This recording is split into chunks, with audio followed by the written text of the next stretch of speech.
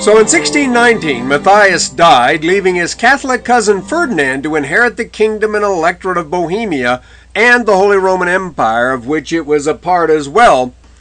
In August of that year, however, the Protestant Bohemian Diet declared him deposed and chose instead the Count Palatine of the Rhine, the Kurfürst or Elector Frederick V, who lived here in Heidelberg. The parts of the famous palace castle here, which survive in ruins, are essentially 16th and early 17th century. Frederick V's father, Frederick IV, built the section to the left in this picture, and the section to the right, next to the big half tower, is called the English wing, in honor of the daughter of James I, Elizabeth, who was Frederick V's wife. He arrived in Prague and was crowned, but Ferdinand, of course, proclaimed him a usurper. Frederick did not have a lot of support. His father-in-law, James, sent him nothing but the advice to forget about Bohemia, and since he was a Calvinist, many Lutherans in the empire did not fully trust him. In November of 1620, at the Battle of the White Mountain just outside Prague, his army was defeated by the Habsburg general Count Johann Tilly, and Frederick was forced to flee to Brandenburg, the elector of which was a fellow Calvinist. Ferdinand declared Frederick now also deposed from his position as Palatine Elector, and gave his vote in the Diet to the Catholic Maximilian, Duke of Bavaria, who occupied Prague on behalf of Ferdinand after the battle and executed 27 leading rebel Protestants. Heidelberg was then sacked by Tilly, and the library of the university was carted away to Rome, where it still makes up part of the Vatican collection. Here now is armor that belonged to Ferdinand II, and it can represent him for the moment. He was, of course, delighted to have had Frederick chased away and Prague subdued, but there were more serious enemies who now threatened him. Cardinal Richelieu, who became Louis XIII's prime minister in 1624, was, of course, a Catholic, but he was also a French politician whose goal in this life was to increase the power of France, and he thought keeping the Habsburgs in trouble would certainly contribute to achieving that goal. And to achieve it, to keep the Habsburgs in trouble, he was willing to use any means necessary, even allying himself and France with the Protestants fighting Ferdinand. It is, after all, Richelieu who coined the phrase raison d'etat. In 1626, then, the Protestant Christian IV of Denmark, whom we see here in an anonymous portrait, invaded Germany as part of a coalition put together by the Catholic Richelieu. He was, however, Christian, defeated by Tilly at the Battle of Lutter, and the mercenary Protestant general Ernst von Mansfeld, who was himself actually a nominal Catholic, was defeated at Dessau by the Habsburg general Albrecht von Wallenstein at the outset of his meteoric career.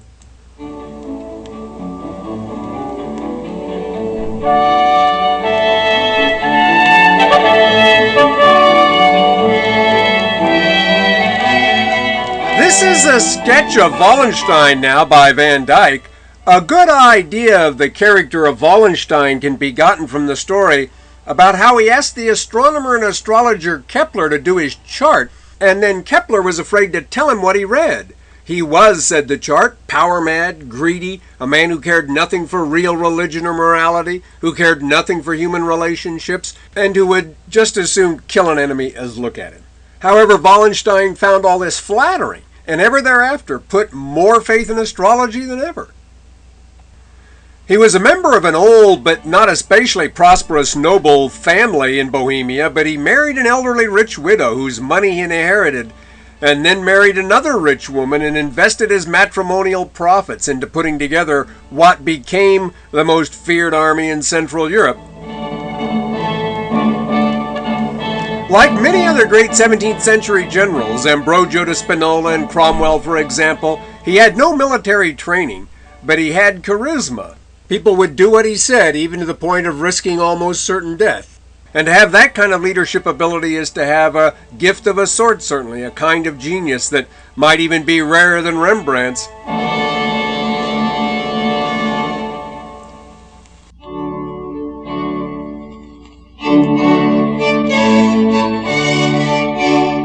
After defeating Mansfeld, he marched north, forcing the capitulation of George William, the Protestant elector of Brandenburg, and occupying all of mainland Denmark. This is the Wallenstein Palace in Prague, which he built for himself just below the castle.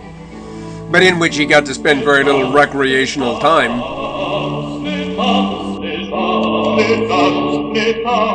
His policies, including deals made with Protestants, did not, however, sit well with all the German princes.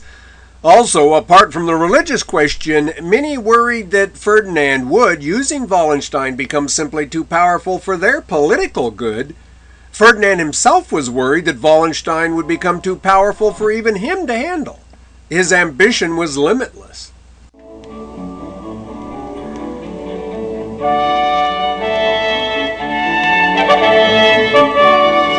This is the Great Hall there now. The palace was essentially completed in 1630 by the Italian architect Andrea Spezza and his team of decorators. It was owned by Wallenstein's descendants with just some interruptions until 1945. By 1629, anyway, Ferdinand felt confident enough of victory over the Protestants to issue the Edict of Restitution, which required all property confiscated from the Catholic Church to be returned to it. Wallenstein opposed this, which irritated Ferdinand, and feeling both that the war was essentially over and that Wallenstein's army was a danger to his own imperial authority, Ferdinand thanked the general for his help and dismissed him. Within a year, however, Richelieu had made an agreement to finance Gustavus Adolphus, the powerful Protestant king of Sweden, who then made his invasion of Germany. This is an anonymous portrait of Gustavus Adolphus. Like most leaders involved in the war, he was willing to make compromises on religion for the sake of strengthening his country politically, but his army was largely composed of dedicated Lutherans who regarded the war as something like a crusade, especially after the brutal sacking of Magdeburg by Tilly's Habsburg Catholic army in April of 1631.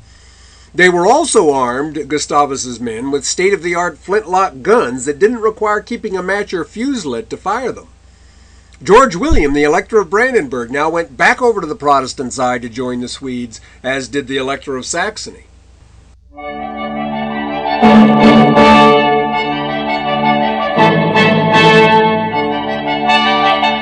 At the Battle of Breitenfeld near Leipzig in July 1631, the Habsburg army led by Tilly was defeated by Gustavus and his allies. While not specifically meant to be Breitenfeld, this is a painting of a 30 Years' War era fight by Philip Wouvermans, who was born in Haarlem and may have been a pupil of Frans Hals, although there's little in his style or subject matter to support that theory. As Hall's specialty was the portrait and Ruysdael's was landscape and Vermeer's was ordinary life, Wouvermans was battles. He's not usually considered to have been in their class as a painter, however. Tilly outlived his defeat at Breitenfeld, but he was killed a few months later in a minor skirmish. Usually I have to be content, of course, with saying this is a portrait of, or this is the gisant of so-and-so, but this is Tilly himself, as seen through the window in his coffin in the family crypt at Altnotting in Bavaria. Breitenfeld was the first important Protestant victory of the war, and many fence-sitters now deserted Ferdinand for what seemed to be the new favorite. He had no choice but to recall Wallenstein and see if he could save the day for it.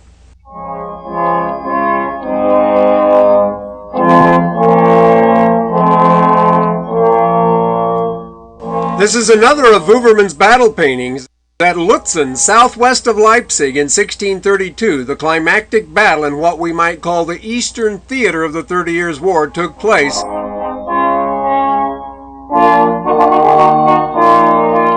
Wallenstein, the greatest Catholic general of the era, met Gustavus Adolphus, the greatest Protestant one, and although Gustavus was killed, his army won the battle.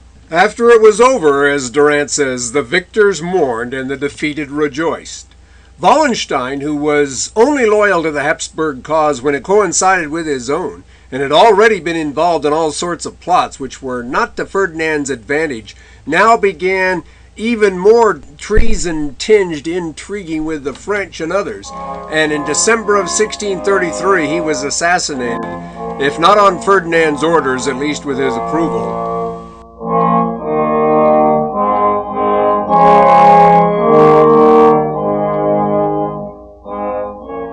This is a painting by the Flemish artist Sebastian Frank, which is called The Camp, and it could well represent Wallenstein's Camp, the title of one of Schiller's plays in his trilogy about the great general. And Wallenstein has probably had as many books devoted to him as anyone in the history of German warfare. This picture gives you some idea, too, about why even Catholics didn't like to see Wallenstein's army coming. Not that the Protestant armies were typically any more well-behaved. It's been claimed that the damage done in Germany was greater in the 30 Years' War than in World War II. And although that kind of thing is difficult to measure, it's at least an arguable claim. The population fell by 7 million in one generation. That's more or less the number who died in Germany during World War II, including victims of the Holocaust. But the percentage of the population lost in this later catastrophe was, of course, then much smaller. Jacques Callot was another artist who drew on the 30 Years' War for his subject matter, especially in his series of etchings called The Miseries and Disasters of War, one of which series you see here. John Kennedy says that from him, Rembrandt learned that an etching could be a work of art. To what extent Callot's etchings are based on his own experiences, it's hard to say, although they certainly have the look of quick sketches made right in the heat of battle. He lived only into his 30s, but left some 1,300 etchings. He was, in fact, the first important artist to devote himself entirely to printmaking. Perhaps the most important written eyewitness account of life in the chaos of the 30 Years' War is found in the Simplicius Simplicissimus of Hans Grimmelshausen, whose work inspired Bertolt Brecht's Mother Courage. As you may remember, the Cardinal Infante Ferdinand, on his way to take over the Spanish Netherlands in Rubens' day, defeated Prince Bernhard of Saxe-Weimar, Gustavus' successor as Protestant champion, at Nordlingen in 1635, 3 years after Lutzen. But Ferdinand, fearing greater French participation in the war, rescinded the Edict of Restitution later that year in an effort to unite his empire politically, if not religiously, against Richelieu. From that point, the war became more of a conflict between the Spanish Habsburgs and France, and we'll hear some more about it from that perspective in the future. The war was to technically come to an end with the signing of the Peace of Westphalia in 1648, and you see Gerard ter Borch's painting a part of that now, the part by which Spain acknowledged what had long been a fait accompli, the independence of Holland 80 years after the execution of Egmont and Horn. Considering the price in lives and property paid by all the participants, it's hard to declare a real winner of the 30 Years' War, but the House of Habsburg certainly was not the winner. France got Alsace, which had been disputed with the Habsburgs. Brandenburg was significantly enlarged, and ominously so, considering its future part in European politics. Sweden got some Habsburg territory at the mouth of the Oder River. France and Spain, though, two of the main players, actually continued to fight, mostly over the Spanish Netherlands, for another 11 years. So as far as they were concerned, the Peace of Westphalia didn't really end the war at all.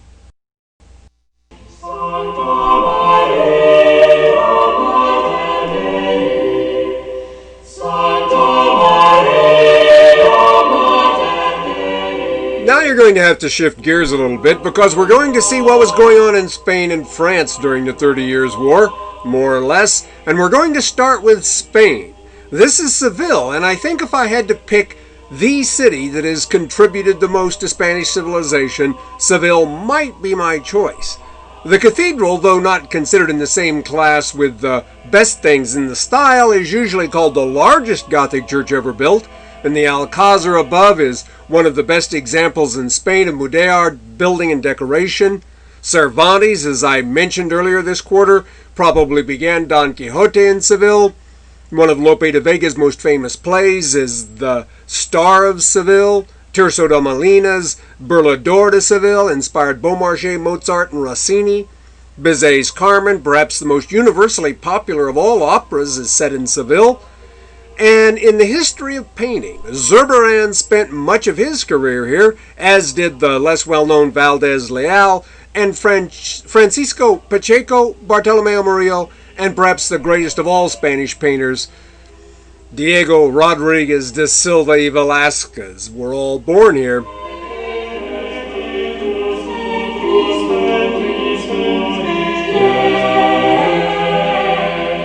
This is the courtyard of the former monastery of Nuestra Señora de la Merced, the most famous resident of which was in fact that same aforementioned poet who eventually became a monk, Tirso da Molina. It now houses the Museo de Bellas Artes in the city. Zurbarán painted several pictures for it when it was still a monastery, and some of them are still here, along with works by all the other great Spanish painters from El Greco to Goya.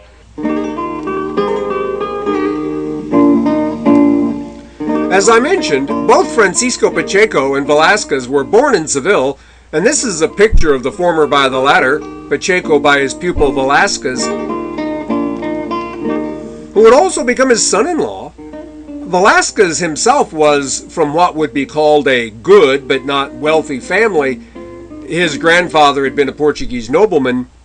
Pacheco is not well known now, but in the early 17th century he was one of the most important painters in Spain, and he was also a friend of the new young King Philip IV's prime minister, also from Seville, the Count of Olivares and Duke of Sanlúcar, who usually goes by the name of the Count Duke of Olivares.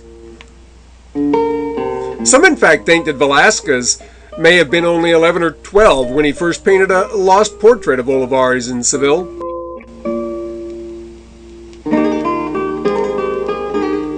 However, genre painting, like this example called The Old Woman Cooking Eggs in the Scottish National Gallery today, was the sort of thing which made Velázquez an immediate success when he was still in his teens. He had not been to Rome by the time he painted this, around the age of 19, but it certainly shows the influence of Caravaggio in the way it's lit, as though by a spotlight on a stage. The realistic treatment of the subject is also reminiscent of Caravaggio, but the way in which an ordinary thing in life is given such serious attention, given a treatment that seems to make cooking eggs a much more important thing than it really is a foreshadowing of Vermeer. Velázquez's career spanned about the same period as Rembrandt's, and overlapped Vermeer's, but it may well be that neither Dutchman ever saw a work by him.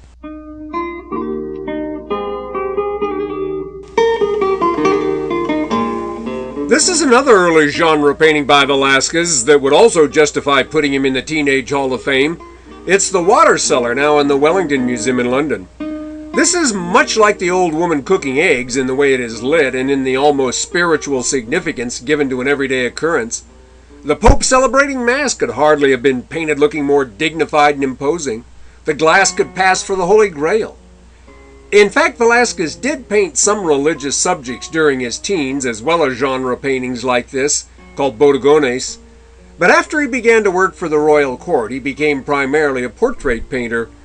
When he was just 21, he went to Madrid in an effort to get a chance to paint the new 16-year-old King Philip IV, but nothing came of this.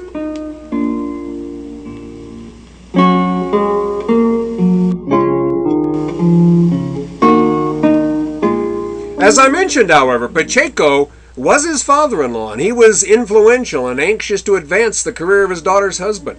And in 1622, Pacheco's friend from Seville, the Count Duke of Olivares, was appointed to be the 16-year-old Philip IV's prime minister, and by coincidence, the man who was serving as court painter died, and Velázquez got his chance. The first picture of Philip he painted very much pleased him, but Velázquez later painted it over to make him look handsomer, and then painted a copy of that picture showing him wearing the gold chain, and this is the picture you see in the New York Metropolitan Museum. Velázquez was hired to be the new court painter and to do whatever the king wanted.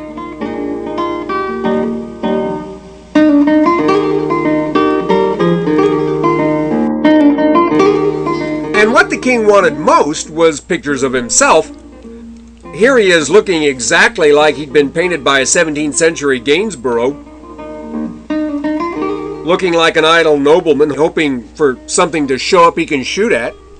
Exactly how many portraits of Philip Velázquez painted is uncertain, but if what Pacheco says about Velázquez always working from live models is true, Philip probably spent more time in Velázquez's studio than anywhere else in Spain. When they met, Velázquez was 23 and the king was 17, and they soon became very good friends.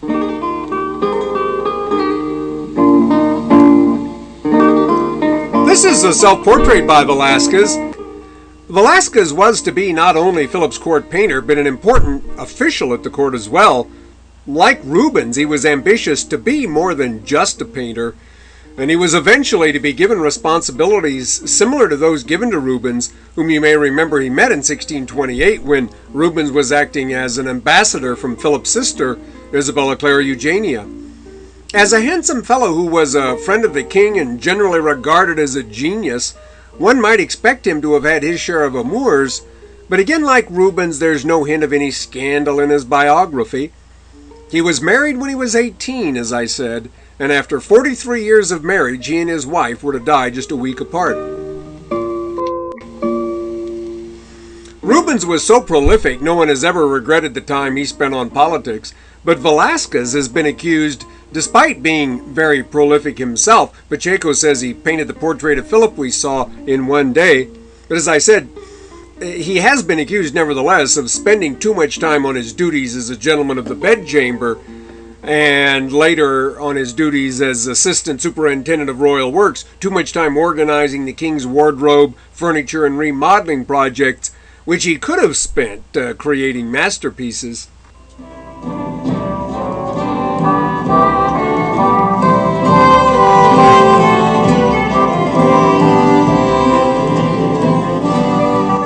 This is the Plaza Mayor in Madrid, which has been the heart of the city since the early 17th century. It was laid out for Philip's father, Philip IV's father, Philip III, by the architect Juan Gómez de Mora, and that's a statue of Philip III in the center cast by the Italian Giambologna. John Crow says that Philip II was a bad king, Philip III was worse, Philip IV worse still, and Charles II, Philip IV's deformed and retarded son, the worst of all. But Crow is guilty of changing his evaluation criteria from king to king. Carlos II, Charles II, certainly wasn't a bad king in the same sense that Philip II was, if he was. It's usually said, by English historians anyway, that Philip II was bad because he was a tyrant who tried to make Spain the Catholic policeman of the world and drained the country of its resources in his quixotic pursuit of European domination. But Charles II was bad in a very different sense. He was bad like a car is bad. He was poorly made. He was a physical wreck and mentally retarded. Philip IV may not have been a strong king. He didn't conquer anything. But he wasn't as tyrannical as Philip II, as self-indulgent and weak as Philip III, or retarded like Charles II. And he was, especially through his support of Velázquez and also the Spanish theater, one of the greatest art patrons in Spanish royal history.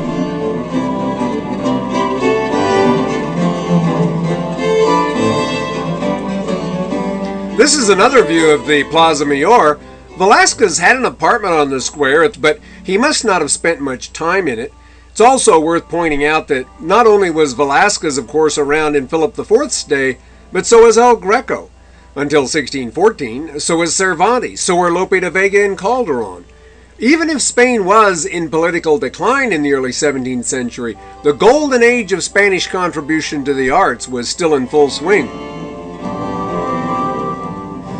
And not only did Philip have Velázquez, arguably the greatest Spanish painter ever working for him, he had Lope, the first important Spanish dramatist, as court playwright, and the poets Francisco Quevedo and Luis de Góngora as respectively his secretary, at least for a time, and his chaplain. Not many kings in European history have had more of their reign's important contributors to the arts working for them than Philip IV had.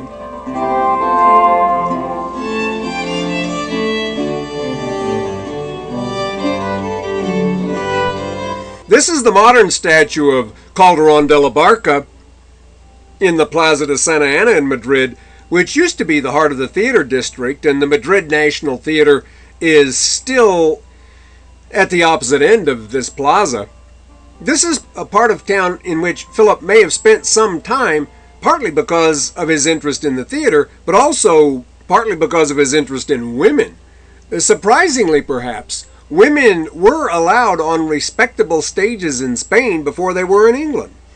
Olivares is said to have taken the young king to some of the less royal parts of town so that he could see performances and see aspects of life which might have been missing at court, and thereby broaden his education, as it were, Calderon himself, whose most famous play is Life is a Dream, La Vida es Sueño, is now often regarded as a greater dramatist than Lope, though no one could top the latter's output. Lope claimed to have written 1,800 plays, although some say he just wrote the same one 1,800 times.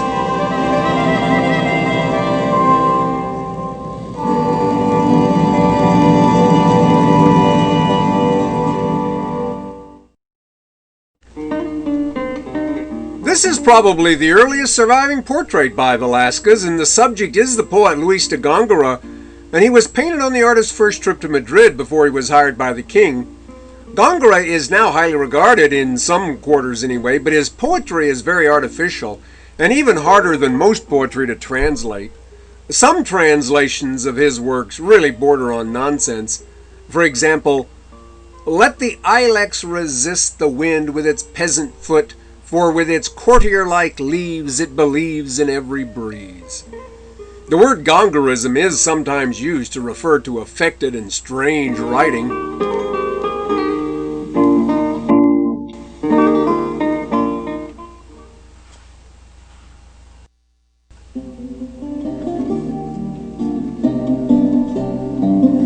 In 1628, Velázquez made his first trip to Italy, a gift in effect from Philip. Since he was known to be not only a painter but a close friend of the king, there were those who thought he might be another painter spy like Rubens, but there's no indication Velázquez was given any espionage to carry out.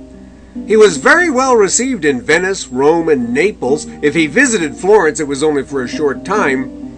He painted this picture, The Forge of Vulcan, in Rome, and he apparently gave it to Philip sometime after his return to Madrid.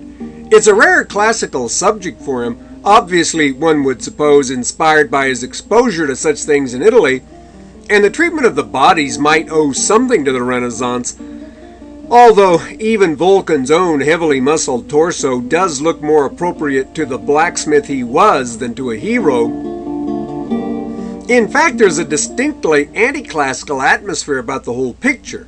Apollo at the left, blabbing to Vulcan that his wife is having an affair with Mars, looks more like a tattletale boy than a god, and the assistants at the forge look more like the shepherds in Van der Gogh's Portinari altarpiece, which Velázquez could have seen in Florence, than they do like anything in Italian art before Caravaggio anyway. One could almost believe that Velázquez is here making fun of classicism in the way Rembrandt did with his Ganymede. And I think this picture is not all that different from how Rembrandt might have painted it as a whole.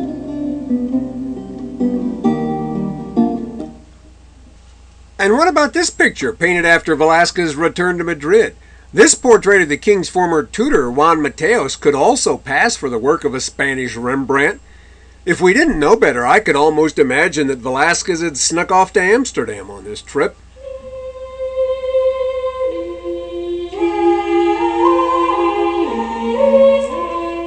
This crucifixion in the Prado is one of the few religious subjects Velázquez painted after leaving Seville, and there's a story behind it.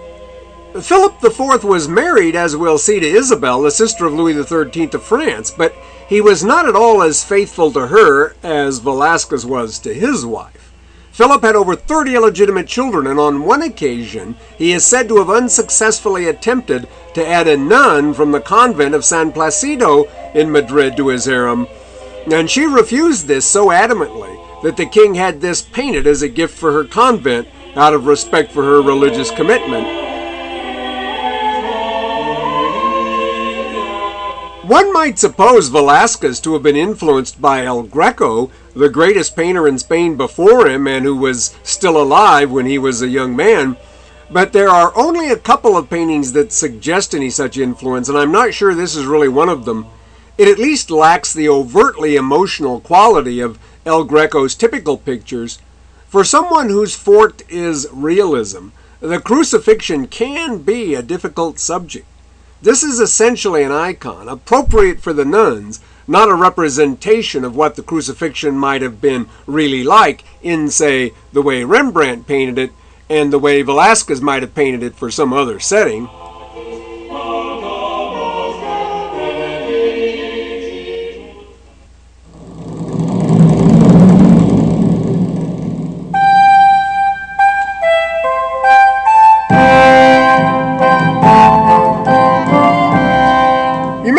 remember that when the truce between Holland and Philip's sister Isabella Clara Eugenia in the Spanish Netherlands came to an end, Philip wanted her to aggressively try to win the Dutch back, and to that end Ambrogio da Spinola, the Italian-born commander of the Spanish army, attacked the Dutch city of Breda across the border in 1625. The siege which followed was one of the epic military events of the age, and culminated in the surrender of the city by Justin of Nassau, the illegitimate son of William the Silent, to Spinola, the subject of this, one of Velasquez's largest pictures and greatest masterpieces. It was not uncommon at the conclusion of such a siege for a massacre of soldiers and civilians alike to take place, but Spinola, one of the most honorable men in a brutal age, forbade any such revenge and graciously accepted the keys to the city, telling Justin, according to Calderon, who wrote a play about the event anyway, that it is the bravery of the conquered which gives glory to the victor.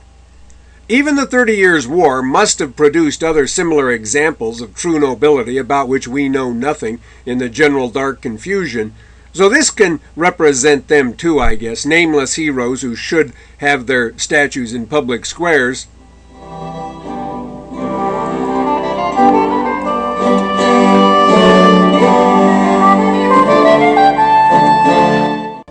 The taking of Breda had no long-term consequences, and it was retaken by Rembrandt's one-time patron Frederick Henry in 1634, the year this was painted. Spinola was obviously highly regarded by Philip, who had Velasquez paint this, but Olivares was jealous of him, and he was ordered to return to Spain, and then to go to Italy to help defend Spanish interests there. Velasquez was on the same ship when he went to Italy in 1628, so they must have met. Spinola died 2 years later during a minor engagement, having spent his entire fortune and his life in the service of Spain.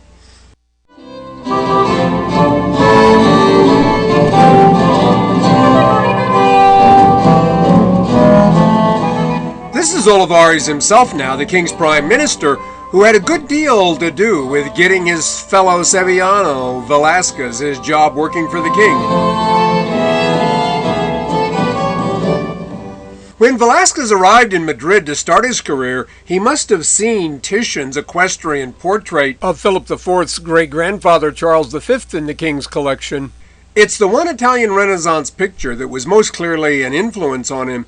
In that portrait, Titian painted the Emperor King on a rearing horse under a stormy sky, and Velasquez was to paint Olivares, Philip, and his son all in the same way. Titian's picture was, in fact, one of the first Italian Renaissance pictures to use weather as an effective device to lend gravity to a subject. Almost all Italian Renaissance paintings, even of the Crucifixion, include standard good weather, with maybe just a few fleecy clouds. It's as though it never rained in Italy in the entire 15th century. On the other hand, Velasquez, who spent almost his whole life in Spain, never painted a sunny day in his life. That's not because the sun never shone in Madrid, but because he concluded, like Titian, that blue sky is for picnics.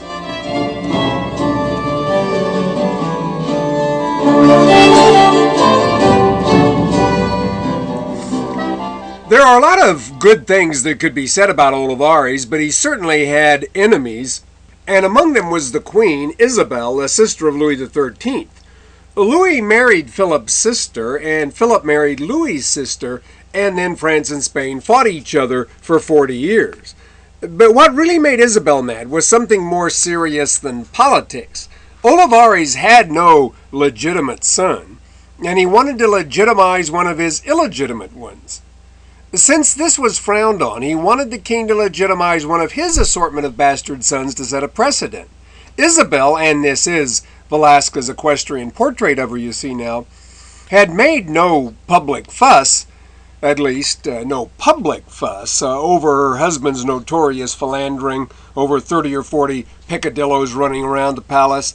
But she put her foot down when this issue came up. She would tolerate no threat to her own son, Balthazar Carlos, standing as heir to the throne.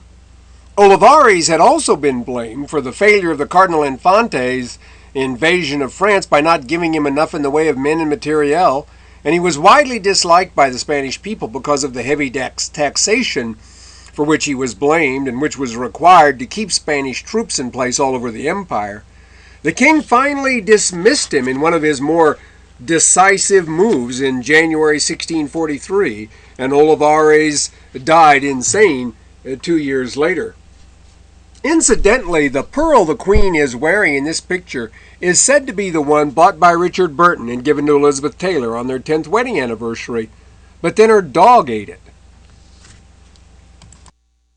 Velázquez painted a lot of other beautiful women too, some of whom may have been among the king's mistresses, and we're going to see a few of them now while we hear a song from Calderon's play, Even Cupid Falls in Love. The song is Quedito Pasito, which can be translated as Be Quiet, Hush. This is the woman sewing in the Washington National Gallery.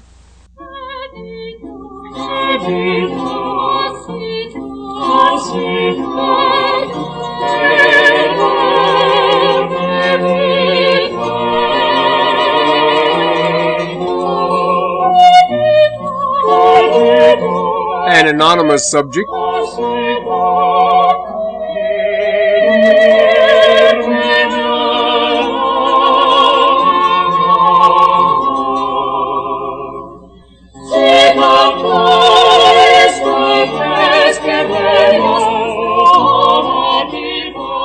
The woman with the fan in the Wallace collection in London, some think this is actually Velázquez's wife.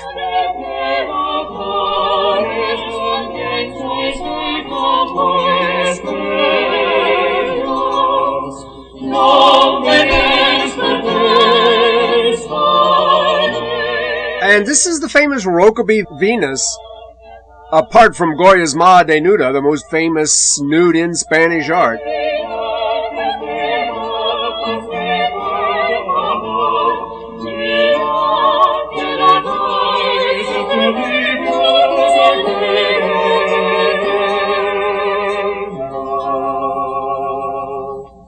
And here's Philip IV himself now in bronze in the Plaza de Oriente in Madrid. This is the work of Juan Martínez Montañés, usually considered the greatest of all Spanish sculptors. That's perhaps not saying a lot, although John Ford, the English Hispanophile, referred to it as a solid Velázquez. And there's the cloudless blue sky Velázquez never painted. Okay, that's where we'll end this lecture. Next week we'll finish the careers of Philip IV and Velázquez, and then hear about the France of Philip's brother-in-law and enemy, Louis XIII, and we'll also be back in Rome.